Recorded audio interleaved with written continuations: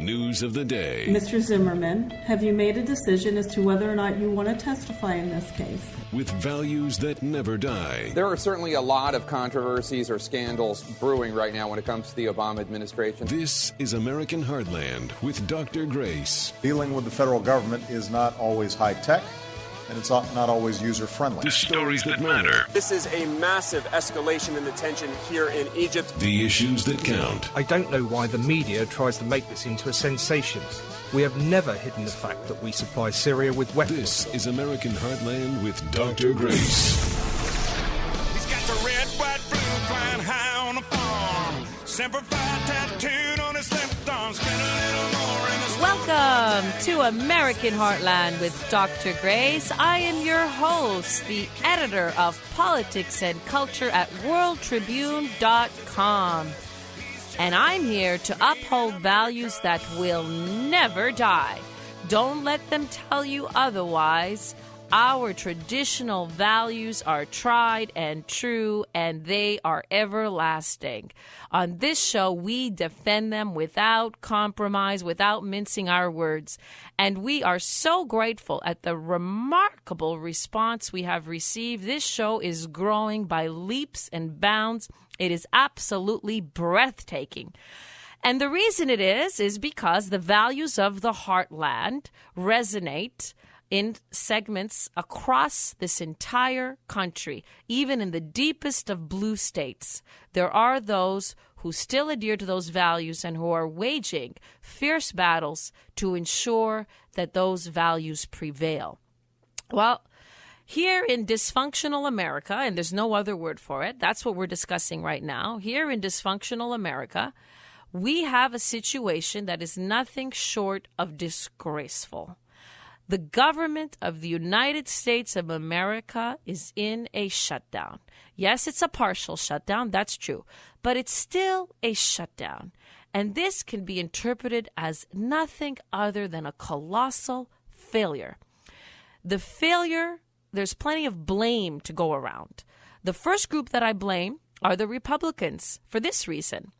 As I said many times throughout the course of this show, Boehner and his team should have been telling the president the moment he was elected, we have very serious budget concerns, we have debt limits that we constantly bump up against, and we're not going to talk about anything, nothing else, not gun control, not climate change, not any of your pet projects, including immigration reform, until you get all of these budget issues resolved. That's what I blame the Republicans for, not having enough foresight in the matter. And that's a key word, foresight. Every company in America, every household in America, every individual, even college students, plan their budgets with foresight. They don't leave it all until the last minute that we are now contemplating defaulting on the debt possibly in the middle of October, that we are now shutting down the government, which is basically abrogating our commitment to those workers. So on that score, I fault the Republicans. Even more blame goes to the Democrats. And the blame that they bear on their shoulders is that they are absolutely intransigent, stubborn little fools.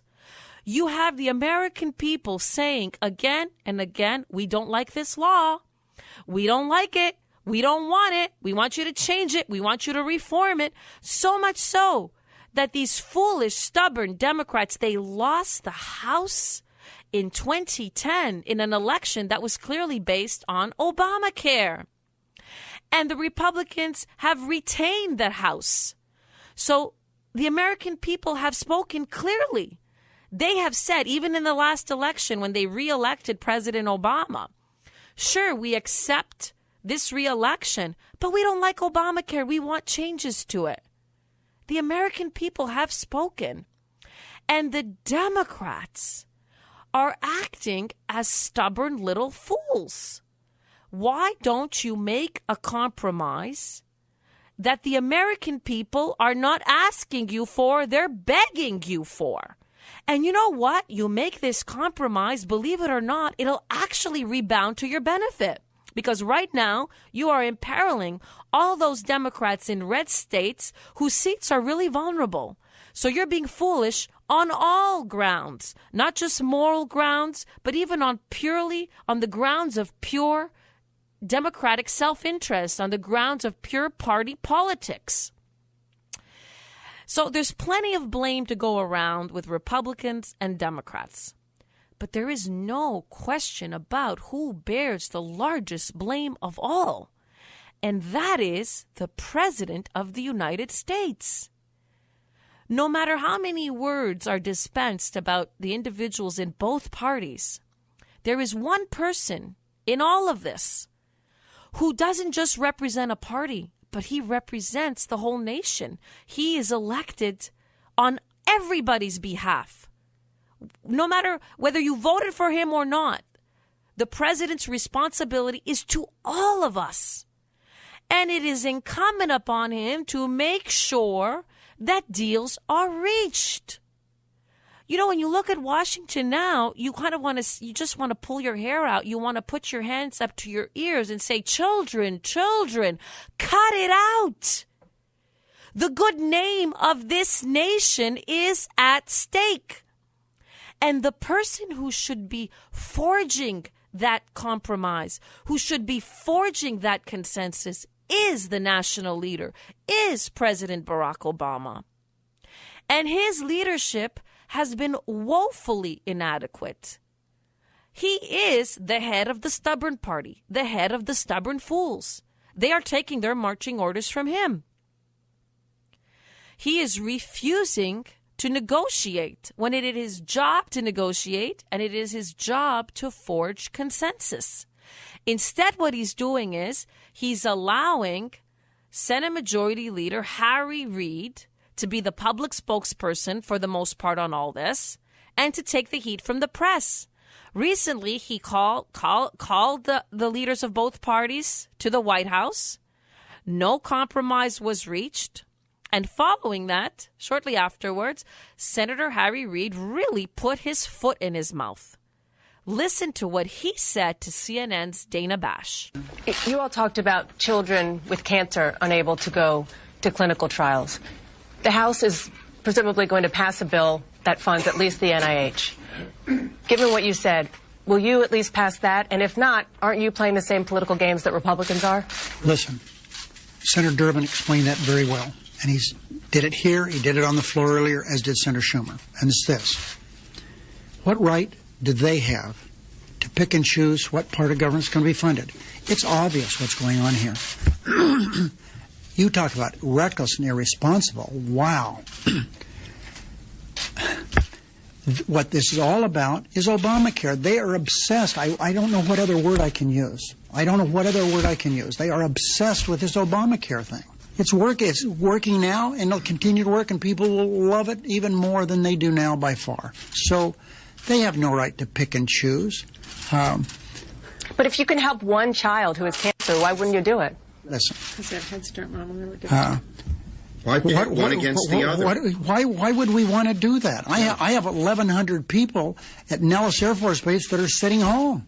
They have a few problems of their own. This is to have someone of your intelligence suggest such a thing. Maybe means I'm just asking. Well, look, talk about putting your foot in your mouth. Basically, when you're talking about trying to help a child with cancer, he should have been very careful in how he phrased his response to that. Clearly, that was a woeful statement. And then he compounded the issue by speaking in a very condescending manner to a reporter that was asking a legitimate question. Now, subsequently, he's clarified his comments and he's said that the shutdown doesn't affect only one child. There are others who are affected, others with illness that are, going to possibly be denied care in the meantime, blah, blah, blah. So he went on and on to try to clarify what he said.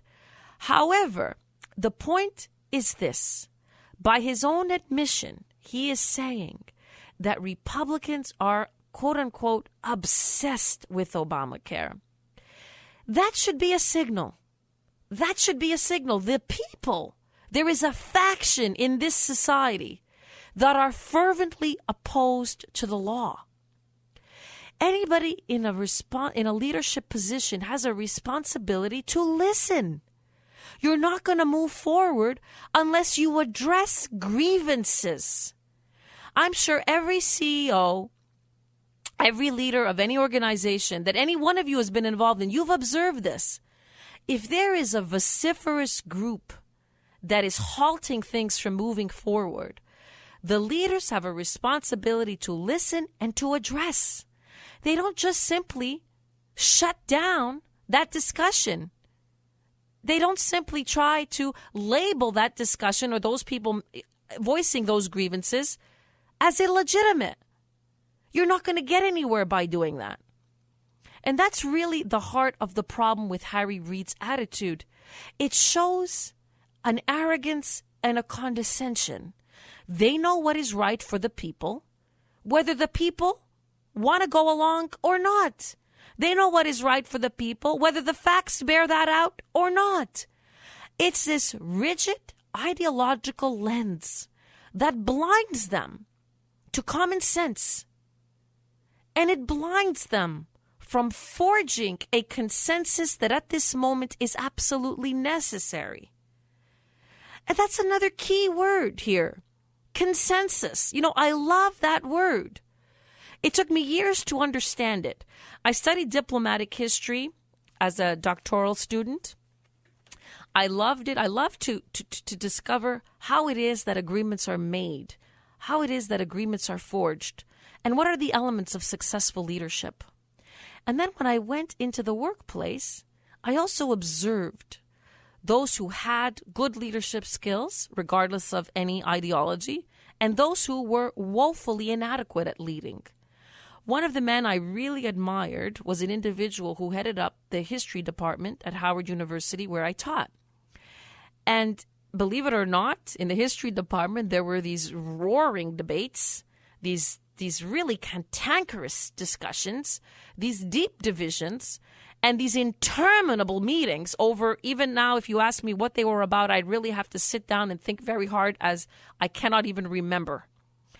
Yet the point is this: I observed how one man was able to let everybody voice their grievances, just sat there and let everybody speak, no matter how long it took. And he found a way, by the end of the meeting, to come up with a solution where everybody walked away satisfied. They may not have been thrilled. They may not have gotten 100% of what they wanted.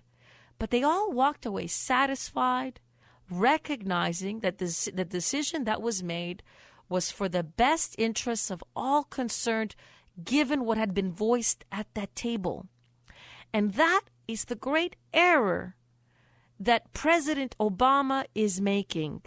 He and his minions are acting like stubborn little fools who are deaf to the needs and the requests and even the banging on the table of Republicans who are saying, you are not listening, you are not responding.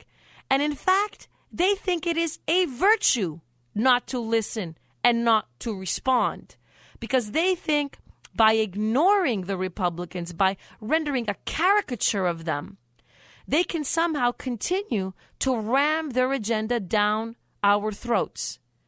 But what they fail to realize, when the government of the United States of America is shut down, your strategy has failed.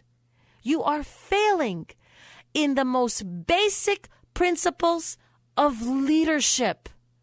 And history will judge you harshly for it.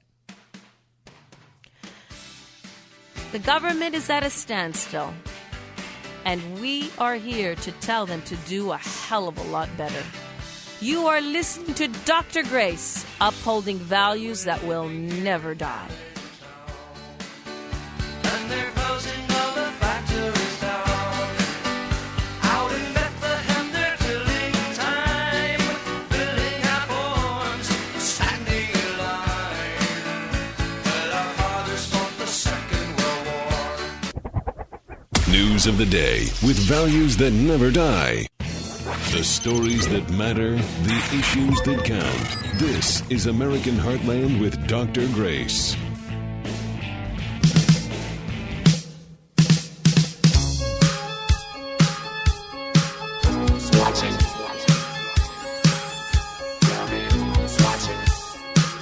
who's watching me.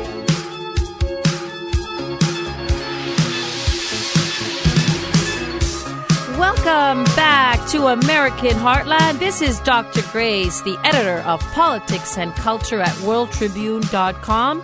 And you know, I think if we had to choose one song that defines this entire presidency, it's got to be that song, Somebody's Watching Me. It's really a throwback, but it's very appropriate. And we'll discuss exactly why a little bit later in this segment. But first, we want to continue our discussion of this government shutdown. And Rand Paul has been on the airwaves saying, listen, the president has to come to the table and make a deal with us. Roll it, Brittany. Would accept in order to get there. There's already rumblings of this, that there is a position that we could all come to, but it would involve negotiating. The problem I see right now is the other side keeps saying they will not negotiate. Well, how do you find compromise if you're not going to negotiate? The most idiotic stance of all is to say we're not going to negotiate. To even cobble the leaders together, as the president recently did, and then say, well, we've cobbled you here together, but only to tell you that we're holding our ground. That is idiocy of the very first order. And you know, the Democrats are trying to peg the Republicans as extremists, as hardliners, when it is they who are being the extremists. It is they who are taking the hard line. Listen to how Senator Rand Paul has explained how many concessions Republicans have made just in the last couple of weeks. Roll it, Brittany. Or do they want to bloody the nose of the Republicans? You know, I'm not sure, but I think it's an untenable position because I think ultimately Americans do want us to talk to each other. They recognize we don't agree on everything, and they do want us to find a middle ground. But right now, we started out with us wanting no Obamacare and then wanting 100% of Obamacare. I think really there's going to be somewhere in the middle that we could find that fixes some of the worst parts of Obamacare. And I really think all it takes is a little bit of discussion. Where is that middle ground, do you see? If you could sort of step ahead or step outside the problem, what do you think really is sort of attractive that both parties could and should agree upon now? You know, I think we've already hit one of them where we should have. We talked about a one-year delay to sort out some of the differences. The Democrats didn't accept that. We also talked about a delay just of the individual mandate, and they didn't accept that either. I think there's also discussion of whether or not getting rid of the medical devices tax. You know, 80 senators, including about 20 Democrat senators, voted, maybe even 30 Democrat senators voted to repeal the medical devices tax. I think that would go a long way towards getting rid of a tax we think will really hurt jobs and will really be onerous on innovation in medical technology. And those are just a couple of examples. And it is very clear that the Republicans have put quite a lot on the table. At the very least, they've put suggestions on the table. Have we heard any suggestions from the Democrats? Have we heard any suggestions from the president except do it my way or no way at all? He seems to be drawing another one of his famous red lines here. And again, it's half-cocked and in the wrong direction, without the nation supporting his red line. You know, this government shutdown is problematic from another perspective, and that perspective is national security. Take a listen to what Senator Lindsey Graham had to say about the threats to our security. Roll it, Brittany. Here's something nobody's talked about. The government shutdown of 95 and 96 was before 9/11. I was just at a hearing about 15 minutes ago where Director Clapper and General Alexander, the head of NSA, said that 70% of our intelligence community has been furloughed. Not that they're not essential, but under the law, the only people who can keep on is the ones to deal with direct threats. They said that our national security is very much compromised by the government shutdown, that we're less safe. If that is true, have they told that to the Commander-in-Chief? And if what they told us is true, and I believe it to be true, where is our Commander-in-Chief? Why isn't he on the phone right now calling the Senate and House leadership and telling them our nation is at risk because of the government shutdown, is compromising our intelligence gathering capabilities, it will help the terrorists and hurt us in terms of defending ourselves? Why isn't the Commander-in-Chief leading to get a result here? And that is a really good question. Where is the commander-in-chief? Instead of acting as a petulant adolescent, why doesn't he assume his responsibilities as commander-in-chief of this crisis?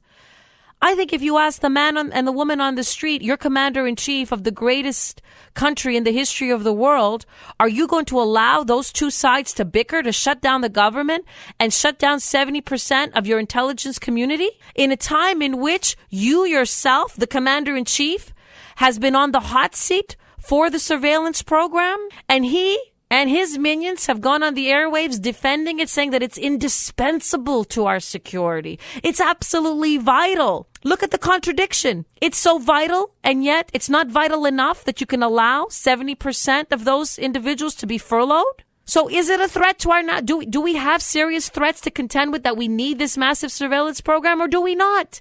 And you've been saying that we do. And so what does it say about you that you're allowing the Capitol to be at a deadlock, to be at a standstill? As commander-in-chief, he is failing us, and failing us on another level too. What is the signal that we are sending to the rest of the world? We are a house divided, and a house divided appears weak, and a weak house invites attack. He showed weakness in Syria, in how he handled it. And then by kowtowing to Putin, he showed great weakness, which I have said many times is imperiling our security. And now at home, we are compounding that perception because we look like one huge cantankerous bunch. We don't have our act together. And this president is responsible for that, because it should not get to this point. As our leader, he should not have allowed it to get to this point. Our dirty laundry is being aired to the point that shows us to be really, really weak. That's not what this country should look like to the rest of the world. That's disgraceful. I'm ashamed. I'm just ashamed of how it's all unfolding. And I know I speak for millions of Americans. We can put party rancor aside and say this situation is unacceptable. It would be unacceptable in our homes. It would be unacceptable in our workplace. It would be unacceptable in our businesses. It would be unacceptable anywhere. And it is clearly unacceptable at the seat of power. And what does this president say? Well, again, he just contradicts himself. He actually said that he's an extremely flexible, soft-spoken person, that he's done everything he can to accommodate the other side. Listen to this clip. Roll it, Brittany. During the course of my presidency, I have bent over backwards to work with the Republican Party and have purposely kept my rhetoric down. I think I'm pretty well known for being a calm guy. Sometimes people think I'm too calm. And am I exasperated? Absolutely, I'm exasperated, because this is entirely unnecessary. Does that sound like a president talking? First of all, to say that he's so exasperated. I mean, I think just on that level, that is a very foolish statement to make. You're the leader. What your emotions are, we don't care. You contain them and you get the job done for us. That's what leadership is. But a larger and more important point, he says that he's bent over backwards to work with the Republican Party. Oh, really? He says he's kept his rhetoric down. Oh, really? He's been pegging the party, and especially a division within them, as extremists. And he's been saying that this party that was duly elected over and over again to represent the people's interests during his presidency, he's saying that they're holding the country hostage when all they're doing is upholding the pledge they made to the people that elected them. So where is this bending over backwards? I don't see it. And if you truly were bending over backwards, the situation would be resolved. You would have found a solution to it. And yet, again, the contradictions, the incoherence. He also said that he's not negotiating. So what is it? Are you bending over backwards? Or are you not negotiating? Listen to this clip. Roll it, Brittany. When you say, what can I offer? I shouldn't have to offer anything. They're not doing me a favor by paying for things that they have already approved for the government to do. That's part of their basic function of government. That's not doing me a favor. That's doing what the American people sent them here to do, carrying out their responsibilities. I have said consistently that I'm always happy to talk to Republicans and Democrats about how we shape a budget that is investing in things like early childhood education, rebuilding our roads and bridges, and putting people back to work, growing our economy, making sure that we've got the research and development we need to stay at the cutting edge, and that deals with some of our long-term debt issues. But we're not going to accomplish those things if one party to this conversation says that the only way that they come to the table is if they get 100% of what they want, and if they don't, they threaten to burn down the house. You know, as usual, he's accusing the other side of doing exactly the same thing, exactly the thing that he is doing. We saw previously, we proved it to you, the clips of Rand Paul. Republicans have already made several suggestions, and it is the Democrats who are holding a line and making a virtue of holding a line.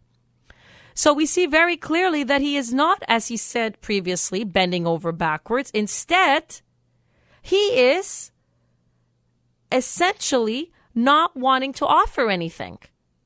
That's what he said in the other clip, and that's what he's basically sticking to. So he's, number one, contradicting himself. Number two, he's being intransigent. And number three, he's accusing the other side of doing the very thing that he is doing. And all of this is compounding the gridlock. And the American people are scratching their heads looking at a central government that simply seems dysfunctional.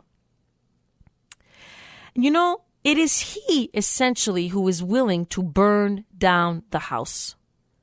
It is he who should take the reins of this problem and show himself to be the leader that he said he would be. Remember that he won in 2008 by claiming that he had a unique ability to unite red states and blue states. In reality, he hasn't done that. He has alienated the two sides. He has driven them further and further apart. So much so that in 2010, so many of the blue dog Democrats, the moderates, they were defeated, they were crushed, leaving his party a rump of extremists. And he has pursued that strategy of being the leader of a faction instead of the leader of a nation.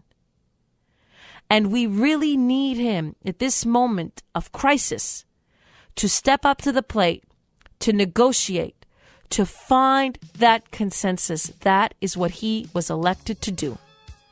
You are listening to Dr. Grace, the editor of Politics and Culture at WorldTribune.com, and I'm here to uphold values that will never die.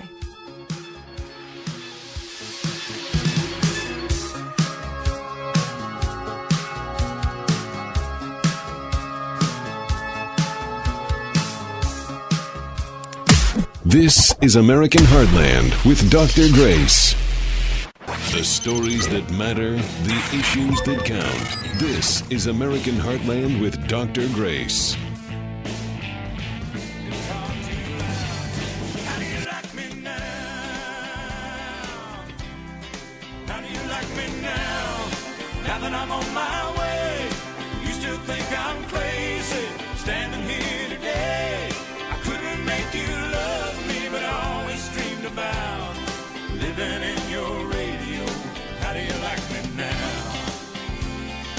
Welcome back to American Heartland. I am Dr. Grace, the editor of Politics and Culture at WorldTribune.com.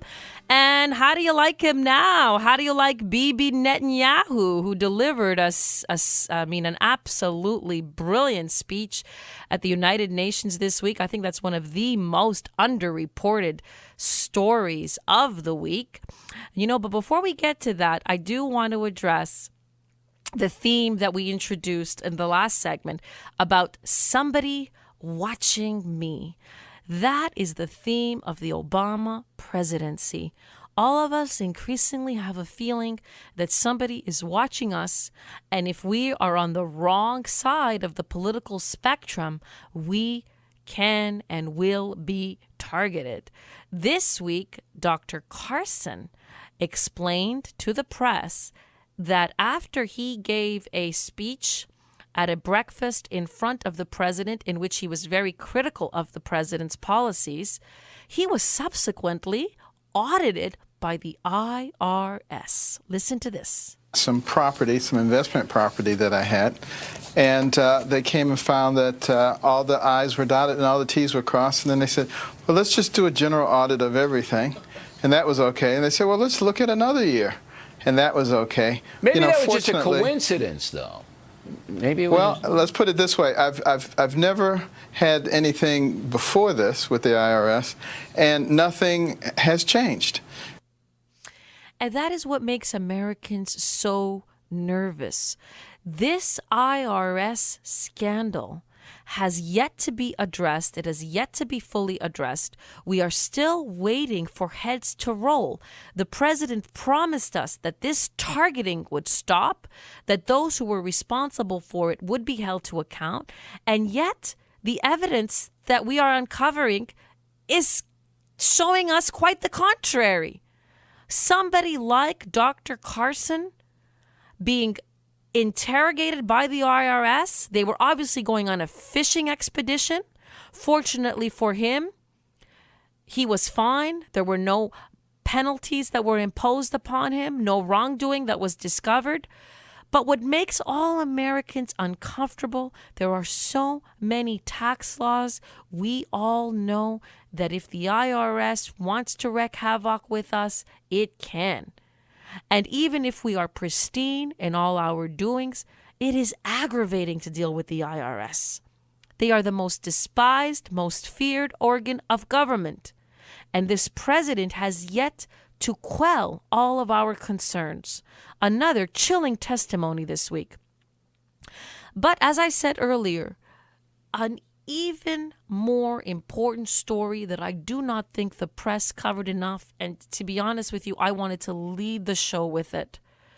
I was riveted by Bibi Netanyahu's speech, Benjamin Netanyahu, known as Bibi, his speech, the Israeli leader's speech at the United Nations. Remember in a monologue that I delivered on this show while we were analyzing the president's incoherent strategy in Syria, I said this. I said, if I was a member of the Israeli government, my first and only thought would be, I cannot rely on the Americans to protect me anymore. I cannot rely on President Obama. I cannot rely on this administration. And I had better strike Iran now while I still can. Because it is very clear that President Barack Obama is charting a very dangerous course of appeasement with the new Iranian leader, Rouhani. And we have been saying on the show that he is being played like a little fool. In fact, Rouhani has now given an interview to the press in which he has said that he rebuffed the president's desire for a meeting at the UN 5 times. How humiliating for us. And it also shows the arrogance of the entire Iranian leadership. And then you recall that he said to CNN that the reason he actually didn't meet with the president was because they didn't have enough time. When we now know that that's not the case. That 5 times they rebuffed the president's entreaties for a meeting, any kind of a meeting. He wasn't willing to shake his hand or have a photo op or do anything at all. And Netanyahu has been warning, do not be fooled by this man. He brings smiles, but that is only to cover the knife that he is holding behind his back, the knife that he's going to use against the Israeli and against the enemies of the Iranian people. This is a rogue regime, and our president was foolish enough to talk with Rouhani on the phone And then to tout this as some kind of a breakthrough. This is no breakthrough. You are being duped. And most people around the world grasp it, which makes you look weak and pathetic. And the greatest concern I have is for the Israeli people. Netanyahu spoke words that will go down in history. They are chilling words. They are horrifying words. They are words of warning. They are words that every American should listen to very attentively. First, he explained that the current sanctions on Iran are working. They're drying up that economy, and that is the only reason we now have a smiley, smiley face from the Iranians. They want those sanctions lifted because their economy is suffering. Roll it, Brittany. Many represented here, and under the leadership of the United States, tough sanctions have taken a big bite off the Iranian economy. Oil revenues have fallen, the currency has plummeted, banks are hard-pressed to transfer money. So as a result, the regime is under intense pressure from the Iranian people to get the sanctions relieved or removed. That's why Rouhani got elected in the first place. That's why he launched his charm offensive. He definitely wants to get the sanctions lifted. I guarantee you that. But he doesn't want to give up Iran's nuclear weapons program in return. Exactly. So what the Iranians have concluded is, let's put together a new strategy to help our economy while we continue to allow those centrifuges to spin. Roll it, Brittany. Now here's a strategy to achieve this. First, smile a lot. Smiling never hurts. Second, pay lip service to peace, democracy, and tolerance. Third, offer meaningless concessions in exchange for lifting sanctions. And fourth, and the most important, ensure that Iran retains sufficient nuclear material and sufficient nuclear infrastructure to race to the bomb at a time that it chooses to do so. Exactly. And that is what is so chilling. How does Netanyahu know this strategy so well? It's because Rouhani used to be one of the chief negotiators for Iran. And he concluded that the more calmly you talk to the West, the better a cloak it is for you to do what you want to do. He essentially devised a strategy. You put a calm face in the window while you build up a deadly nuclear arsenal.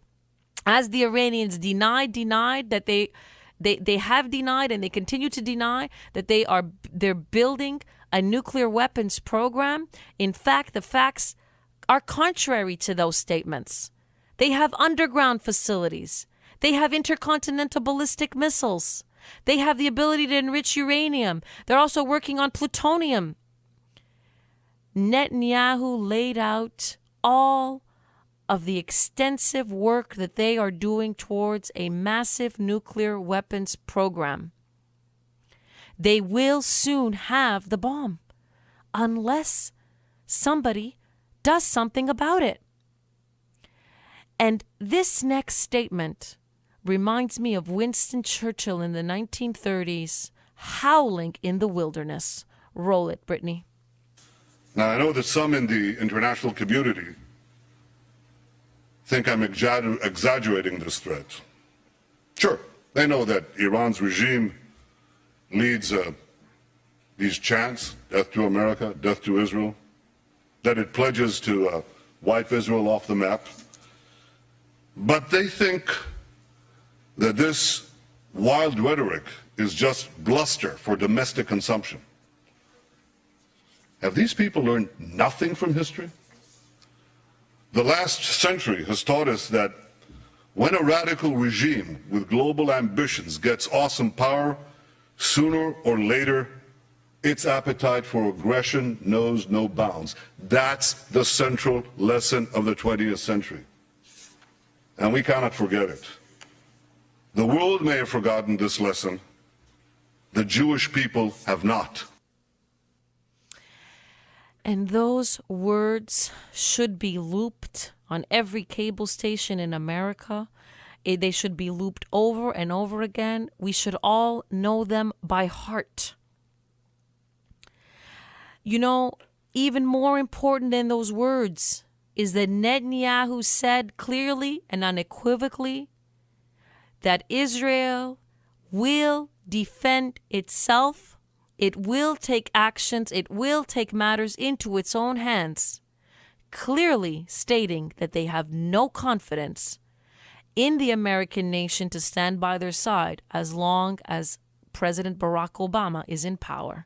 Roll it, Brittany. Israel will never acquiesce to nuclear arms in the hands of a rogue regime that repeatedly promises to wipe us off the map.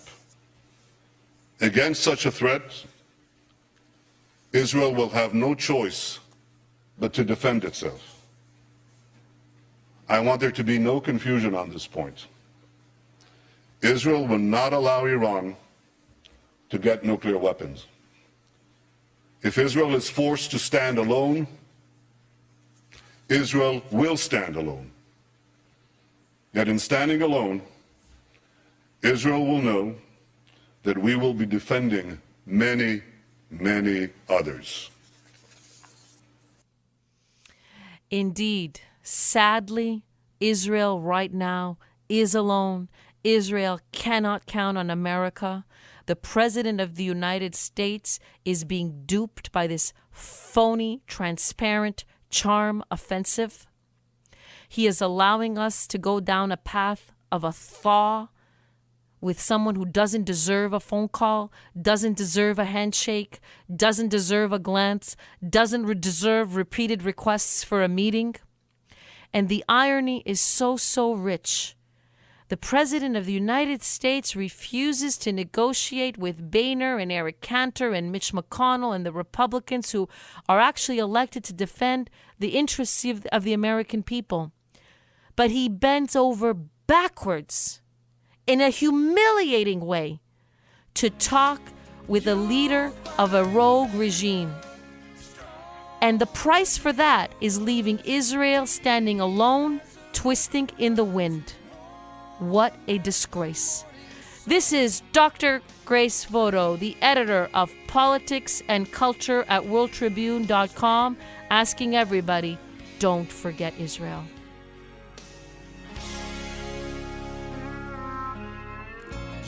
You're listening to American Heartland with Dr. Grace. The stories that matter, the issues that count. This is American Heartland with Dr. Grace. Don't be sweating. Everything is waiting inside. You know I got it. Come and get it. Who's your daddy? Who's your baby? Who's your buddy? Welcome back to American Heartland. This is Dr. Grace, the editor of Politics and Culture at WorldTribune.com. By the way, if you like this show, we have every single episode archived on YouTube, so do check that out. And also, I encourage you to read my articles on WorldTribune.com and the publication itself, which contains some of the best news stories in the country. You know, this week, a huge story. Who's your daddy? Looks like there is a daddy who's in the hot seat this week, and that is Woody Allen. His daughter has given an interview to Vanity Fair, which will hit the newsstands in November, in which she states that Woody Allen molested her when she was a young girl, when she was just 7 years old. And she describes how he made her feel extremely uncomfortable, how she didn't want to talk about it, how she thought that all little girls had to do that sort of thing with their father. And we now know the truth. This little girl was sexually abused by Woody Allen. Woody Allen is lionized as one of the greatest filmmakers of our time. And this story is really important because he has been one of those individuals who has peddled liberalism in his movies for decades. And now we know that the very individual who often touted that the traditional family is dysfunctional, that Christian morality is archaic, that conventional morality should be defied, that very individual is none other than one depraved pervert. There's no other way to put it. You know, at the time he had dated Mia Farrow for 12 years. They had 3 biological children, and he parented many adopted children. They were an eccentric family. They were never married. But in 1992, he fell in love with one of Mia's adopted daughters, Soon Yi. She was 21. And as a result, he decided, you know what? I'm no longer just going to be her father. I'm also going to be her lover now.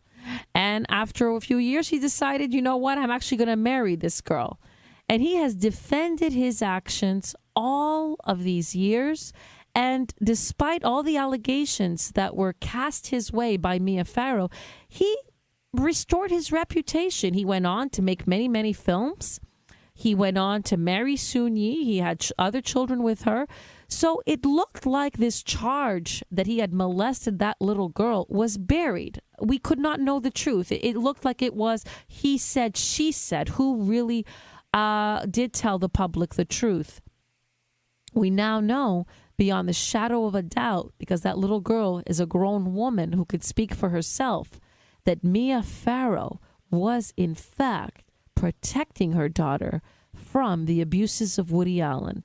Let's take a listen to Woody Allen defending himself in the 90s when these charges were first levied. Roll it, Brittany. Has been built on a total non-event. And when I say total non-event, I mean a total non-event. It wasn't as if, you know, I tickled my daughter or something and much has been exaggerated. I'm saying nothing at all. I mean, I went up and played with the kids, read them stories, did my usual things. We played out on the lawn and you know, had a wonderful time with them. And out of this has grown lawyers and psychologists and district attorneys and private investigators. And I mean, I'm saying it's a multi-million-dollar industry that has sprouted up over a total non-event. The allegations are that you took Dylan into a attic or crawl space, that you touched her in her private part. Is there any truth to that at all? Look, be logical about this. I'm 57. Isn't it illogical that I'm going to, at the height of a very bitter, acrimonious custody fight, drive up to Connecticut where nobody likes me in the house. I'm with a house full of enemies. I mean, Mia was so enraged at me, and she had gotten all the kids to be angry at me, that I'm going to drive up there and suddenly, on visitation, pick this moment in my life to become a child molester. It's just incredible. If I wanted to be a child molester, I had many opportunities in the past. I could have quietly made a custody settlement with Mia in some way and done it in the future. I mean, you know, it's so insane. So basically he was saying it was a non-event. These charges are lunatic. It's beyond the realm of the possible. It's preposterous. Many people are making money off of this. And in reality, he was indeed molesting his daughter. I gotta say, it did seem to be in character. I mean, to me personally, at the time, I believed Mia Farrow simply because the proof was already there in the pudding. There was her 21-year-old daughter that he had taken naked pictures of. He suddenly abrogated his parental responsibilities towards her and decided to become her lover. I mean, that to me was sick and perverted enough. And it would trend towards, you know, Mia Farrow's probably telling the truth in this story. Well, you know, it wasn't enough for Woody Allen simply to deny that story at the time. He also pegged Mia Farrow as a vindictive, spiteful woman. Roll it, Brittany. Mia called me on the phone and said, in the course of an argumentative phone call, she said, I have something very nasty planned for you. And I said, what are you going to do, shoot me? When did this happen? This happened several weeks or a month before the allegations. This was last summer?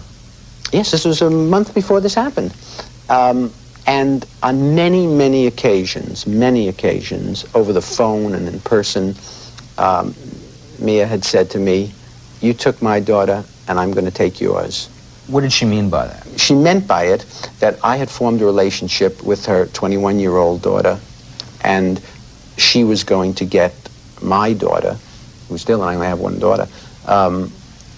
That's what she meant. She was going to seek Take her away. Her revenge that way, yes. Because of your affair with Sun Yi? Yes, absolutely. You took my daughter, I'm going to take your daughter. So basically, he was saying that Mia Farrow was a woman scorned, a woman that was seeing red, a woman that was making up these charges just to spite him, just to throw a monkey wrench in his plans, just to hurt him the same way that he had hurt her by having this affair with her young daughter, Sun Yi. Well, now we know beyond the shadow of a doubt, that indeed Dylan was molested. And we know that Mia Farrow was not this vindictive woman, but she was a mother simply doing what any mother in that situation would do, which is protect her daughter with every fiber in her being. To Mia Farrow's horror, she discovered that the man she had entrusted with this sacred parental duty of helping her to raise these kids, with this sacred duty of being the father of her children, was actually a demon in their midst. And, you know, some of you out there might be asking, well, why is this important? It is important because Woody Allen is one of the greatest filmmakers of our time. And I say this from the perspective of one who enjoys his movies. So it pains me to grasp fully what this man is, because I do think he is a genius filmmaker.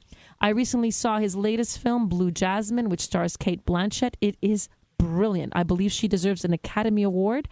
And it's excellent in the way that Woody Allen films are so good and so rich. The characterization is absolutely delicious.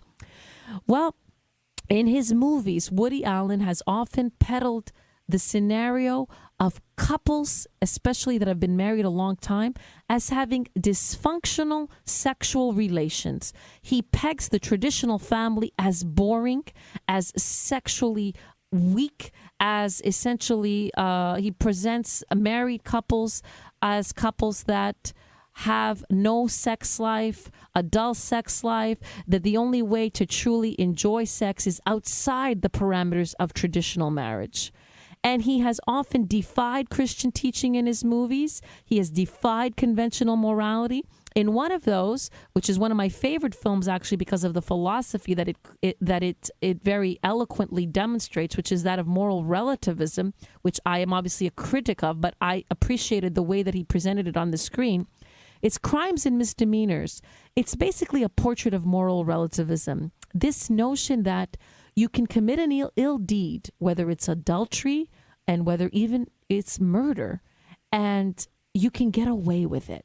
In one scene, the character says, I used to believe that the eyes of God see all. But because that individual gets away with a murder and adultery, he concludes that you can commit these ill deeds and get away with it. And that's one of the things that Woody Allen demonstrated in his movies. Yet we now know that there is justice on this earth as the truth has come out about Woody Allen. And we know very clearly that the eyes of God do see all. And more sadly, his daughter saw all. His daughter remembers all. And now we see all. This is Dr. Grace, the editor of Politics and Culture at WorldTribune.com. And we're here to uphold values that will never die.